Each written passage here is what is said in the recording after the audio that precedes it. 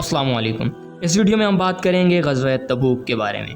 اسلام کی تاریخ میں کئی عظیم جنگیں ہوئی، لیکن ایک جنگ ایسی بھی تھی جس میں میدان میں خون تو نہ بہا مگر دلوں کا امتحان ہوا۔ یہ غزوہ تھا غزوہ تبوک۔ سن 9 ہجری۔ عرب کی گرمی اپنے عروج پر تھی، فصلیں تیار تھی، ہر شخص گھر بیٹھ کر سستانا چاہتا تھا، لیکن اسی وقت رسول اللہ صلی اللہ علیہ وسلم کو ایک خطرناک خبر ملی۔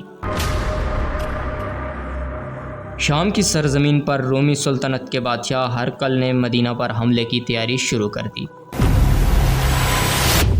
1 لاکھ سے زائد فوجیوں کا لشکر جمع ہو رہا تھا۔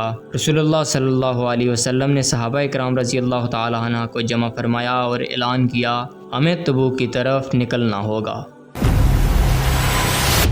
یہ سفر آسان نہ تھا، 600 کلومیٹر کا طویل سفر، سخت گرمی، پانی کی کمی، لیکن حکم تھا اللہ کے رسول کا۔ اب اہل ایمان نے اپنی جان و مال قربان کر دیے۔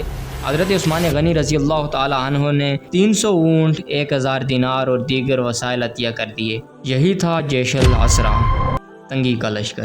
30,000 کا لشکر، یہ تھا سب سے بڑا اسلامی لشکر جو کسی غزوے میں نکلا۔ راستہ کٹن تھا لیکن جذبہ ایمان سے لبریز تھا۔ تبوک پہنچ کر معلوم ہوا کہ رومی لشکر تو میدان میں آیا ہی نہیں،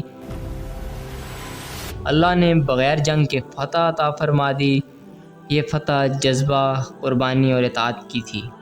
قریبی عیسائی قبائل نے امن کے معاہدے کر لیے، اسلام کا وقار ہر طرف بلند ہوا۔ رسول اللہ صلی اللہ علیہ وسلم اور صحابہ کرام مدینہ واپس لوٹ آئے، بغیر تلوار چلائے، اللہ کی مدد اور کامیابی لے کر۔ غزوہ تبوک ہمیں سکھلاتا ہے کہ قربانی، اتحاد اور ایمان کی طاقت دشمن کو جھکا دیتی ہے، چاہے جنگ میدان میں ہو یا دلوں میں۔